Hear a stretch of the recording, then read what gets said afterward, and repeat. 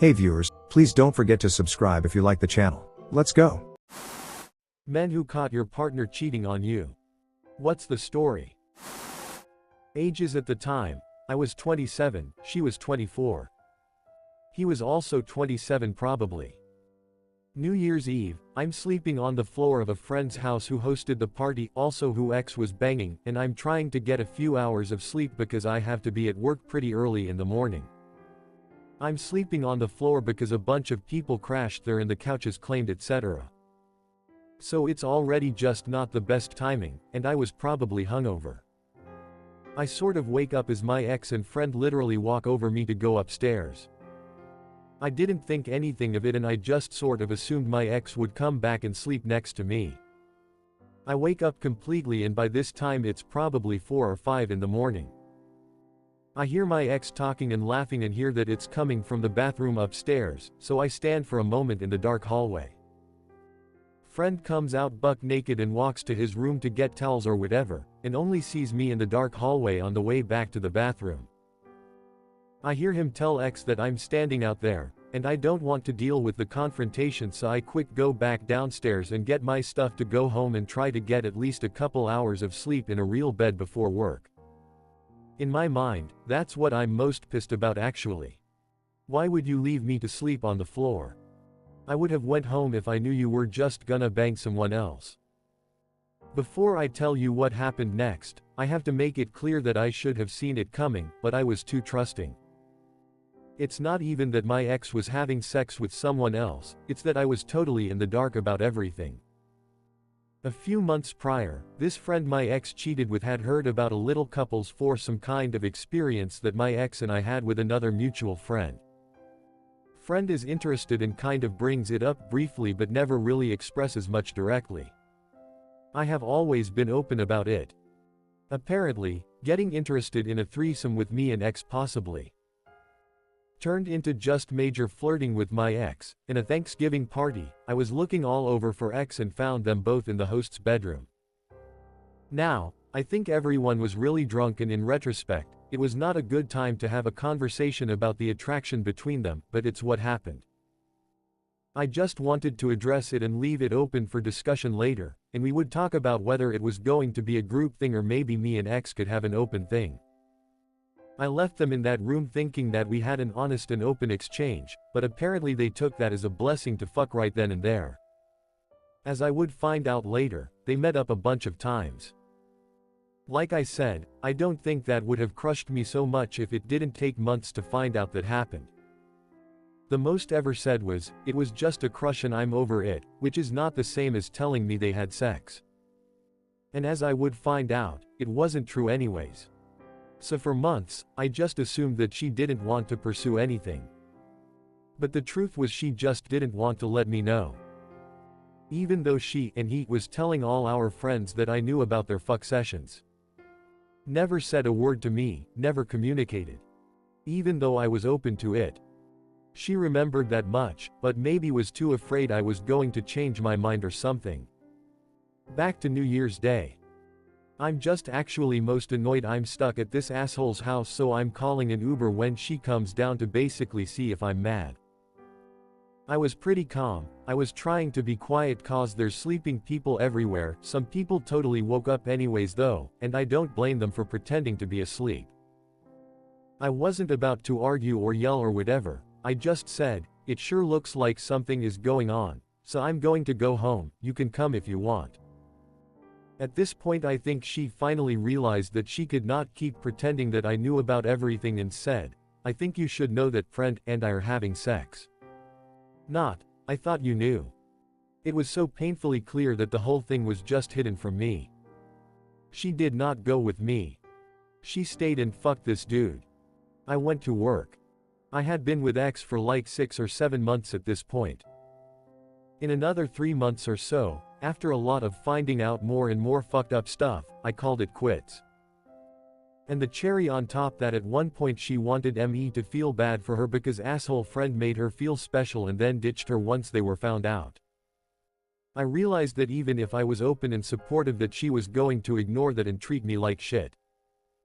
After all the times she accused me of having the hots for someone else or saying it was weird to hang around an ex, I had it. I do get it, and I've been there before myself. You sometimes want to pull someone down into your world to feel better about doing shitty things. But damn, it was just too much. Her frequent booze and painkillers abuse was a huge cause of a lot of issues too, and you guessed it, I didn't really know how bad that was until really late. I made many mistakes in this whole situation too. I was not assertive enough, and I think I was too afraid to ask questions. It was messy because we lived together, first big mistake. It just ended up hurting too much that someone I really cared about and loved was possibly never going to trust me or give me the same kind of respect I was giving her. I knew something was up, but I thought it was something not quite as severe. We had been in a difficult phase of the marriage after 14 years and things, I thought anyway, were just off. Most people married for more than a decade probably had the some kind of thing, just where you were both most distant than you wanted to be, but they have a way of working things out. After trying to bring up the subject of counseling, I was dismissed, and then I thought things might be worse than I thought. We had a condo at the beach, and most weekends one of us would take the dog there while the other just wanted to get some things done, which was true for me. If things was going to be almost 48 hours of uninterrupted peace and quiet with no arguing followed by uncomfortable silences. The last weekend before it all blew up, I got very drunk and called my friend at the beach and asked if he'd go by the condo to see if there was a very specific make and model of a car there with Georgia plates. I figured if there was a someone, it would be her ex from way back in high school. My friend, to his credit, said, "No way," and I told him flat out then I was going to check myself. My friend knew I would and knew the state I was in. Driving intoxicated was not in my normal behaviors, but I think he heard it in my voice that I would, and said he would report back. While he was gone for hours to do a 10-minute job, I decided to check her social media accounts and email. All passwords had been changed. Even on the upstairs computer, which had a desktop session in persistent mode for each of us, she had gone as far as to log out. There was something she forgot, though, and that was the login to the cell phone company, so I got in and downloaded her texts and call history, and sure enough, there was a 3.5-hour call while she was on the way to the beach with a number from Atlanta. So now, armed with his phone number, I really started to dig and found more than I wanted. When my now ex got home, I asked how the trip was, and she had some small talk, and I asked about him, by name.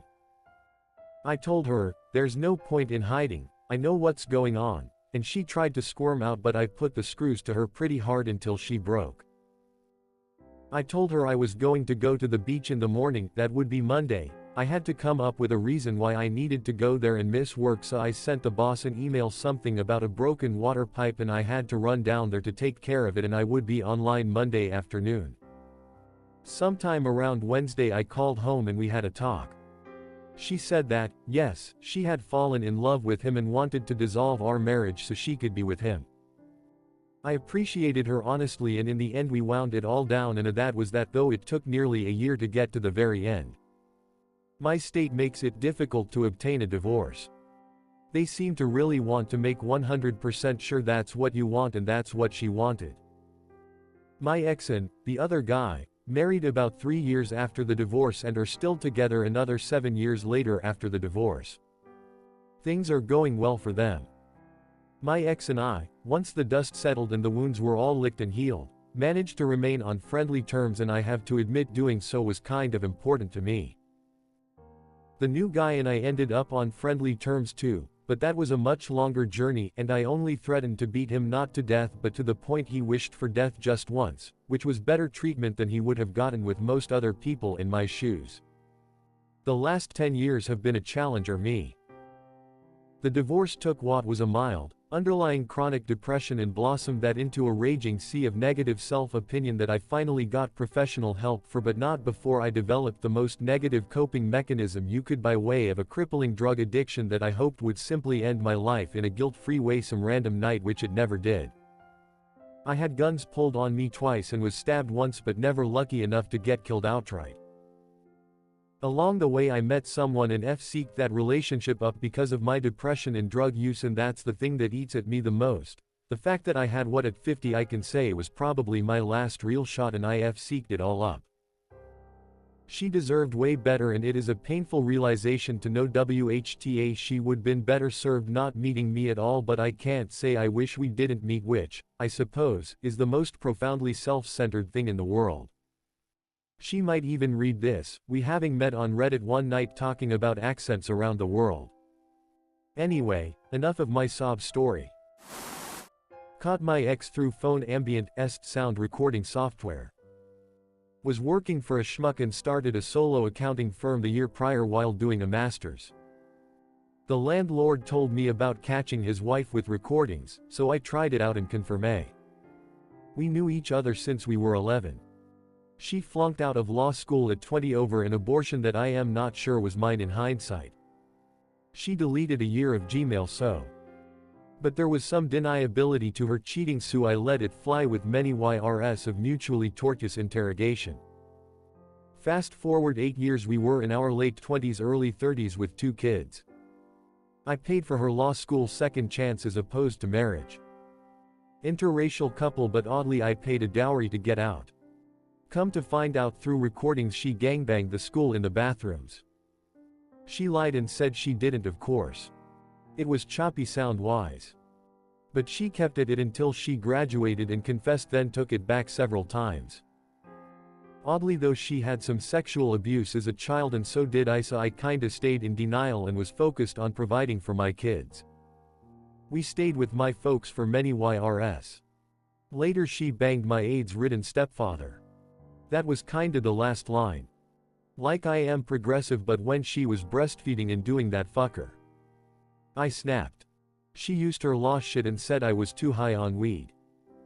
And had me hospitalized, and cops and psychies were happy to believe her over me.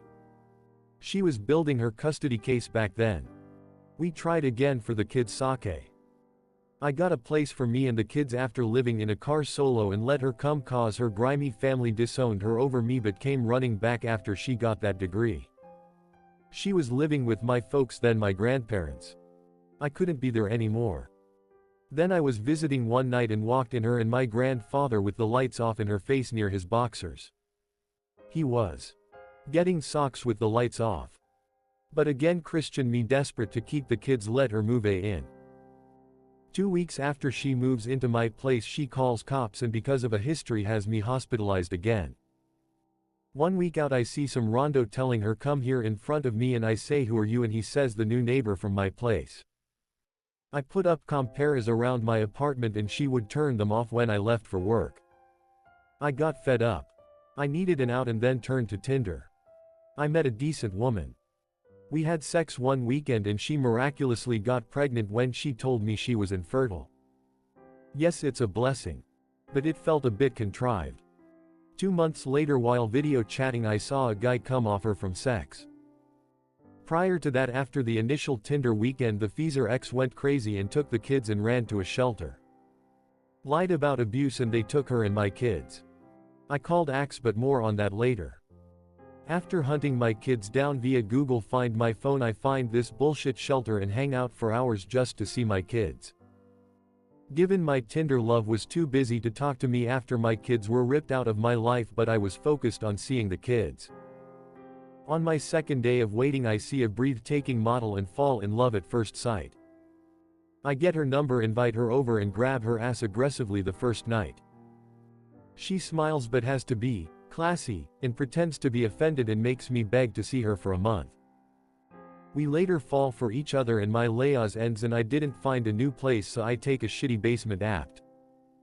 Alright, after being cheated on, I was in love with the new on but also loved the Tinder love until I found out about her cheating. But honor demands honesty after I find out about the pregnancy from one weekend. I tell new one I deeply love who is also dealing ex drama and she gets pissed. I thought she let it go. Not the case. So she comes over to new place, we have best lovin' ever. She leaves. This happens a few times. This place kinda feels like a frat. Given I am trying to send money to first ex and get kids but they visit occasionally. But it's all sloppy and drug-induced at this time, and luckily I have a great job with heavy stress. I even remember I had to buy weed off a fellow tenant who I was chillin' with in front of the crib. But remember when I said she, the one I loved who had dealt with cheating before, let me off too easy? Well, she calls my first ex unbeknownst to me for many weeks. Then I see her lucky pink lighter, tiny lighter, in the common space on the first floor. I am shocked, but don't let it show to my former frat bros. Given I am in my mid-30s, so what did I expect from some young 20-years-old fuckers when I brought all these broads around? Anyway, I confronted the new one about if something happened, and she hinted her and the first ex had a wild party at my new place. Shocking, but again, years of dealing with cheatin' psychos gives you tough skin.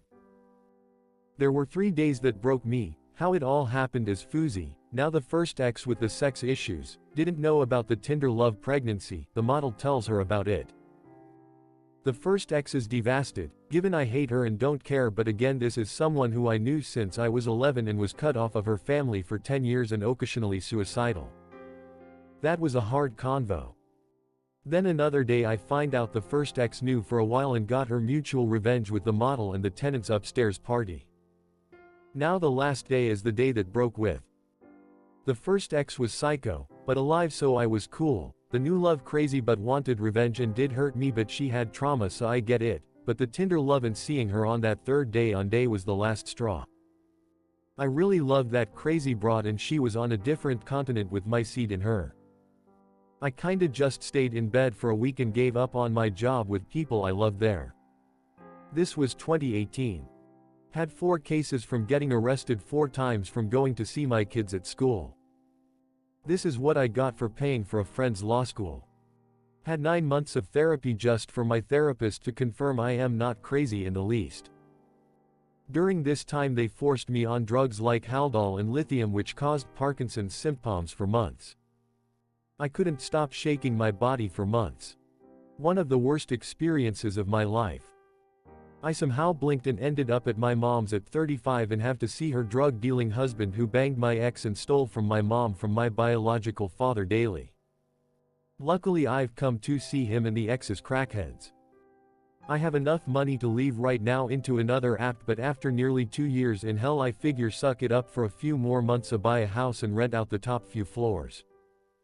I still oddly love the crazy model with crazy boodonkadonk, and the Tinder love in a small way. The first ex I tried to understand, but I just let it go. I even tried to jerk off to her recently, but my dick had zero interest. Anyway, sorry for long rant, but you asked how I caught one cheater and I gave you 3 cheaters. Cheers.